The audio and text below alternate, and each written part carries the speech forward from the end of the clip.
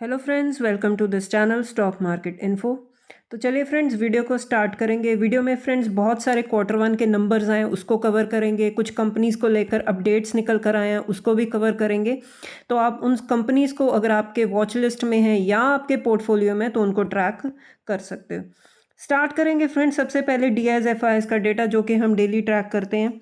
जैसे कि आप देख सकते हो कि 20 जुलाई को DIS ने बाइंग की है 1312 करोड़ की, लेकिन FIS ने सेलिंग ही की है 1121 करोड़ की। तो कंसिस्टेंटली अब इनकी जो सेलिंग है वो होनी शुरू हो चुकी है।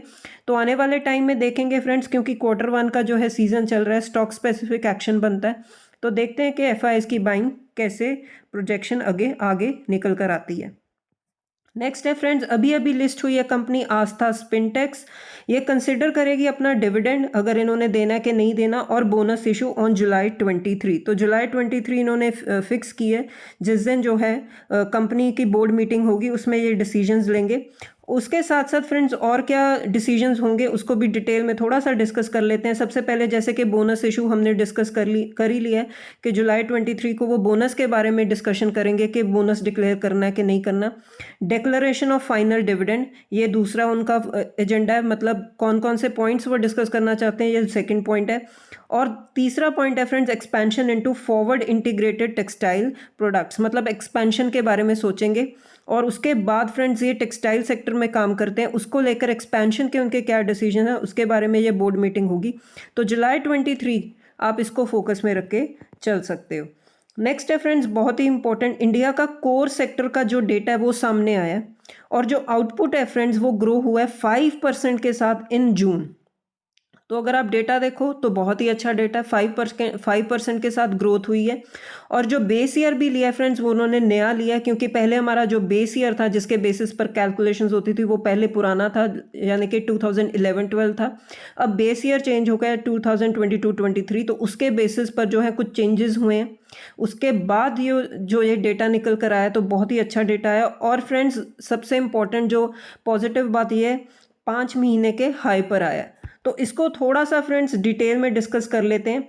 जैसे कि ये जो डेटा है, इसमें बेस ईयर हमने डिस्कस कर ही लिया है कि चेंज कर चुके हैं। अब ये जो रिवाइज्ड इंडेक्स आया ना फ्रेंड्स, इसमें 9 कोर इंडस्ट्रीज इन्होंने कवर की हैं, जिसमें आयरन ओर ये नई एडिशन है। पहले आयरन ओर था नहीं उस जो इंडेक्स में, अब आयरन ओर नया जो है ऐड किया हुआ है, न्यू कॉन्स्टिट्यूएंट। उसके साथ साथ फ्रेंड्स इसमें जो कोर सेक्टर ग्रोथ को जो हम मेजर करते हैं, उसमें आता क्या क्या है, coal, crude oil, natural gas, refinery products, fertilizers, steel, cement and electricity. तो ये सारे जो सेक्टर्स हैं ये कोर सेक्टर ग्रोथ के लिए उसमें ऐड किए हुए हैं, इंडेक्स में ऐड किए हुए हैं, जिसकी वजह से हम देखते हैं कि डेटा निकल कर आया।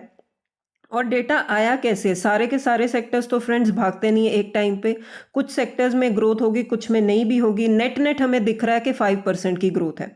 तो अगर इसको भी और ज़्यादा डिटेल में देखें तो आयरन और electricity, cement, steel and coal, इसमें पॉजिटिव ग्रोथ आई है फ्रेंड्स। जो टोटल सेक्टर्स में से इन सेक्टर्स में पॉजिटिव ग्रोथ आई है in the month of June. और जिसमें ग्रोथ नहीं आई वो है natural gas, crude oil, refinery products and fertilizers, उसमें थोड़ी सी कॉन्ट्रैक्शन आई है। तो हम देख भी रहे हैं कि जिन सेक्टर्स ने परफॉर्म नहीं किया वो रिजल्ट्स में भी रिफ्लेक्ट हो रहा है। जिन सेक्टर्स ने अच्छा परफॉर्म किया, जैसे कि electricity, cement, steel and coal, इनके रिजल्ट्स भी अगर आप देखो इन कंपनीज के, तो वो रिजल्ट्स भी अच्छे आए हैं। तो कोर सेक्टर जो ग्रोथ आई है 5%, वो बहुत ही अच्छी आई है। नेक्स्ट है फ्रेंड्स कोका कोला। जैसे कि हम पहले भी डिस्कस कर चुके हैं, कोका कोला अपना IPO लेकर आना चाहता है।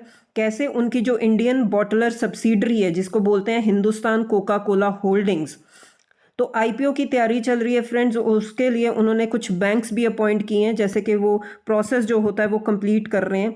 जो 4 नाम फ्रेंड्स आगे हैं, ये सोर्सेज के थ्रू अभी इंफॉर्मेशन आ रही है। जब एग्जैक्ट जो चीज़ें, जब पेपर फाइनलाइज हो जाएगा तो आगे आ जाएंगी ऑफिशियली। तो जो 4 बैंक्स के नाम सामने आ रहे हैं वो friends Kotak, Morgan Stanley, JP Morgan and city. इसके साथ साथ जब ऑफिशियली न्यूज़ आएगी तब हम देख सकते हैं कि शायद से और भी बैंकर्स जो हैं ऐड हो सकते हैं इस लिस्ट में, अपॉइंट वो कर सकते हैं। तो इसको आप फोकस में रख के चल सकते हो, क्योंकि कॉम्पिटिशन बीवरेज सेक्शन में बहुत ही बढ़ने वाला है। जैसे कि मैं पहले भी वीडियो बना चुकी हूँ, लिस्टेड स्पेस में वरुण बीवरेजेस, रिलायंस इंडस्ट्रीज़ भी अपने कैंपा ब्रांड को बहुत एग्रेसिवली प्रमोट कर रही है। आईटीसी कंपनी भी अब आ चुकी है इस सेगमेंट में, एक हेल्थ ड्रिंक उन्होंने लॉन्च किया है। तो काफ़ी कंपटीशन अब बढ़ने वाला है इस सेगमेंट में, तो बहुत ही इंटरेस्टिंग सेगमेंट ये बन चुका है। नेक्स्ट है फ्रेंड्स सोम डिस्टिलरीज। इसको कल फ्रेंड्स 20% का अपर सर्किट लग गया शेयर को। तो क्यों, रीज़न क्या है फ्रेंड्स, क्योंकि एक इन्वेस्टर हैं प्रशांत जैन, उन्होंने 1.22% का स्टेक जो है इस कंपनी में पिक किया। तो इसी के चलते अगर कोई बड़ा इन्वेस्टर और कोई हेल्दी स्टेक एक कंपनी में पिक कर ले तो यूजुअली एक पॉजिटिव रिएक्शन ही शेयर में आ जाता है। नेक्स्ट है फ्रेंड्स अल्ट्राटेक सीमेंट। इसके भी कल रिजल्ट्स आए थे। प्रॉफिट फ्रेंड इंक्रीज हुआ 17% के साथ, जो पहुंच चुका है 2604 करोड़। रेवेन्यू में भी फ्रेंड्स तेजी है, ग्रोथ है 16% के साथ। तो जैसे कि कोर सेक्टर में हमने स्टडी किया कि सीमेंट सेक्टर भी आता है, तो आप देख सकते हो सीमेंट सेक्टर के रिजल्ट्स अच्छे आ रहे हैं। नेक्स्ट है फ्रेंड्स महिंद्रा लॉजिस्टिक्स। इसमें भी कल तेज़ी थी, 8% से ज़्यादा की तेज़ी थी, क्योंकि फ्रेंड्स इनके भी रिजल्ट्स आए हैं। स्टॉक स्पेसिफिक एक्शन बन रहा है, रिजल्ट के चलते बहुत ही एक एक्शन बनता दिख रहा है शेयर्स में। जैसे कि आप देख सकते हो नेट प्रॉफिट है वो 27.83 करोड़ तक पहुंच चुका है, जो पिछले साल इसी क्वार्टर में फ्रेंड्स लॉस था। कंपनी ने लॉस रजिस्टर किया था पिछले साल 9.44 करोड़ का, जो अब प्रॉफिट में कन्वर्ट हो चुका है इस क्वार्टर में। और जो टोटल इनकम भी फ्रेंड्स ग्रो हुई है वो है 23.5% के साथ ईयर ऑन ईयर बेसिस। तो अच्छी रिजल्ट्स आना, लॉस से प्रॉफिट में कन्वर्ट हो जाना, तो ये बहुत ही ज़्यादा पॉजिटिव बात थी कंपनी के लिए, शेयर के लिए, इसलिए हमने तेज़ी भी देखी। नेक्स्ट है फ्रेंड्स डिवीज लेबोरेटरीज के जो शेयर होल्डर्स हैं उनके लिए एक पॉजिटिव न्यूज़ है, क्योंकि कल कंपनी ने अपना जो है ऑल टाइम हाई टच कर लिया। अगेन फ्रेंड्स कल भी मैंने एक वीडियो में कवर किया था कि सोलर इंडस्ट्रीज़ ने भी अपना ऑल टाइम हाई टच कर लिया था। हमने लेसन उस टाइम भी क्या जो है हमने डिस्कस किया था कि क्या लर्निंग निकल कर आती है इससे, ये चीज़ें हमें क्या सिखाती हैं कि ओवरऑल अगर इंडेक्स लेवल पर जो हम देख रहे हैं कि कोई रिटर्न नहीं बन रहे, लेकिन अगर आप ब्रॉडर मार्केट को देखो तो आप बहुत सारे स्टॉक्स ऐसे पिक कर सकते हो, आइडेंटिफाई कर सकते हो जो अभी भी अच्छा कर रहे हैं।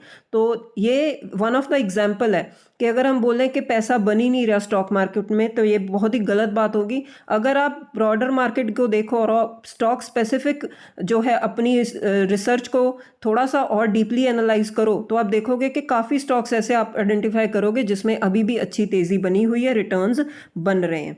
नेक्स्ट है फ्रेंड्स श्याम मेटालिक्स। इसके भी रिजल्ट्स आए थे, रिजल्ट्स अच्छे थे हर फ्रंट पर। अगर हम नेट प्रॉफिट देखें तो वो इंक्रीज हो गया 18% के साथ।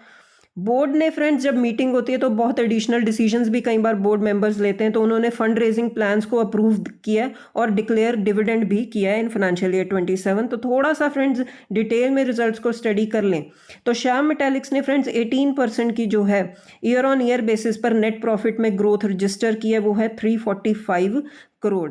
यही प्रॉफिट फ्रेंड्स लास्ट ईयर था 292 करोड़। तो अच्छी ग्रोथ जो रजिस्टर की है कंपनी ने नेट प्रॉफिट के बेसिस पर। उसके बाद फ्रेंड्स कंपनी ने अपना फर्स्ट इंटरिम डिविडेंड डिक्लेयर किया 1.80 पर इक्विटी शेयर।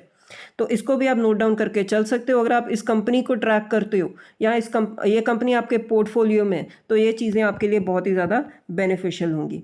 नेक्स्ट है फ्रेंड्स मारुति सुजुकी को लेकर एक कंसर्न वाली बात है। बहुत ज़्यादा ये नहीं है कि पैनिक करने वाली सिचुएशन है। कंपनी का जो मार्केट शेयर है फ्रेंड्स वो 39% के आसपास आ चुका है।